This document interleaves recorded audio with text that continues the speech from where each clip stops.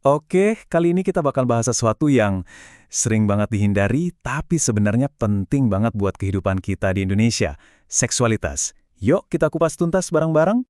Coba lihat angka ini, 35%. Kelihatannya cuma angka ya, tapi ternyata ini adalah persentase perceraian dan perselingkuhan yang akarnya ya dari masalah seks dan penampilan. Ini data dari sebuah klinik di Indonesia loh, jadi ini bukan sekedar statistik, tapi cerminan masalah yang jauh lebih dalam. Pertanyaannya, kenapa sih topik sepenting ini kok susah banget diomongin? Nah, disinilah kita akan coba bongkar budaya diam-diam ini. Kita akan lihat kebenaran-kebenaran yang mungkin bikin kaget, dan gimana caranya kita bisa ngebangun hubungan yang lebih sehat. Oke, jadi bahasan kita kali ini bakal dibagi jadi 4 bagian utama. Pertama, kita lihat soal tabu dan perjuangan para pelopornya. Terus, kita bongkar gimana sih pandangan Islam soal seks. Ketiga, kita masuk ke sisi ilmiahnya, sisi sainsnya. Dan terakhir, gimana semua ini bisa kita gabungin buat membangun harmoni dalam pernikahan. Siap ya?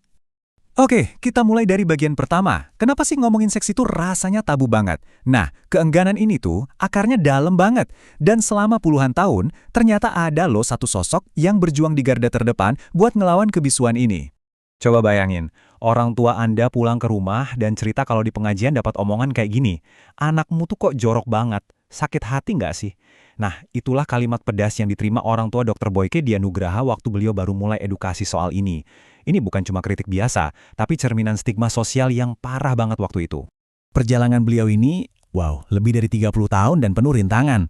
Mulai dari seminar pertamanya di tahun 91 yang dicibir habis-habisan, terus acara radionya sempat diberhentikan pemerintah gara-gara ngebahas HIV, sampai akhirnya beliau dapat semacam pencerahan pas lagi ibadah haji. Kebayangkan betapa beratnya perlawanan yang dia hadapi dari masyarakat, bahkan dari pemerintah sekalipun. Dan ini yang bikin geleng-geleng kepala. Sikap resmi pemerintah saat itu adalah orang Indonesia nggak mungkin kena HIV karena mereka beragama. Serius, pernyataan kayak gini nunjukin betapa tebelnya tembok misinformasi yang harus dijebol sama orang-orang kayak Dr. Boyke. Nah, seringnya kan yang jadi kambing hitam soal tabu ini adalah agama. Tapi beneran gitu nggak sih? Coba deh kita lihat lebih dalam ajaran Islam. Ternyata ceritanya bisa jadi beda banget loh. Jadi ada dua sisi yang kontras banget. Di satu sisi, ada miskonsepsi atau mitos di masyarakat yang bilang kalau seks itu kotor, nggak boleh diomongin. Tapi di sisi lain, kalau kita lihat realitasnya di dalam ajaran agama, ternyata malah ada panduan lengkap buat mencapai keintiman dan harmoni. Jomplang banget kan? Contohnya nih, ada ayat di Al-Quran yang bunyinya seperti ini. Di situ ada metafora yang indah banget. Tanah tempat bercocok tanam. Ini kan artinya keintiman itu dilihat sebagai sesuatu yang produktif, subur, alami, sesuatu yang positif dalam pernikahan, bukan hal yang kotor. Dan ternyata Islam itu nggak cuma ngebolehin, tapi bahkan punya konsep spesifik buat pendidikan seks, namanya tarbiyah jinsiyah. Ini semacam kerangka buat ngajarin gimana jadi laki-laki atau perempuan dan prinsip-prinsip pernikahan yang harmonis. Jauh banget kan dari kesan tabu? Oke, tadi kita udah lihat dari sisi budaya dan agama. Sekarang, gimana kalau kita lihat dari kacamata sains? Apa sih kata ilmu pengetahuan soal keintiman? Dan gimana ini bisa melengkapi puzzle pemahaman kita? Misalnya soal posisi. Menurut Dr. Boyke, secara sains, posisi yang beda itu punya manfaat biologis yang beda. Ada yang lebih bagus buat pembuahan, ada yang lebih mudah buat mencapai kepuasan wanita. Dan yang menarik, ini tuh nyambung loh sama pandangan agama yang ngebolehin. Kenapa? Karena tujuannya adalah harmoni, pemahaman fungsi, bukan cuma soal nafsu semata. Nah, ini fakta yang mungkin bakal mengubah cara pandang Anda. Gairah seksual itu ternyata cuma 10% loh yang datangnya dari genetik atau DNA. Sisanya 90% itu dibentuk oleh lingkungan, makanan kita, dan yang paling penting, pengetahuan. Artinya apa? Gairah itu bukan takdir, tapi sesuatu yang bisa kita usahakan dan tingkatkan. Kalau menopause pada perempuan, kita semua udah sering dengar kan? Tapi gimana sama laki-laki?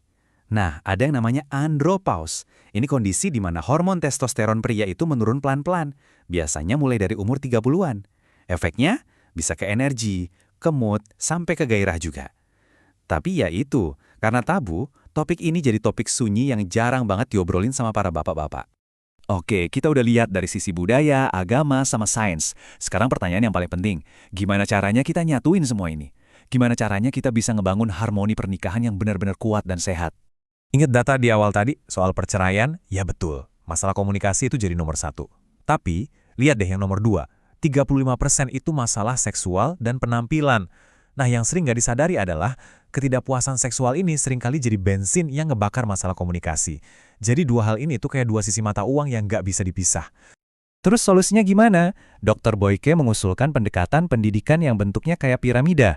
Dasarnya, kita harus edukasi dulu para pendidiknya, guru, konselor, pemuka agama. Naik ke atas, kita berdayakan orang tua buat bisa ngobrolin ini di rumah. Terus ada bimbingan pranikah yang wajib buat pasangan. Dan puncaknya, ada dukungan seumur hidup buat ngebantu kita ngelewatin fase-fase kayak andropause dan menopause. Jadi intinya apa? Untuk mencapai harmoni itu, ada beberapa kuncinya. Komunikasi, itu udah pasti harus terbuka. Terus, pengetahuan. Kita harus paham sisi spiritual dan ilmiahnya.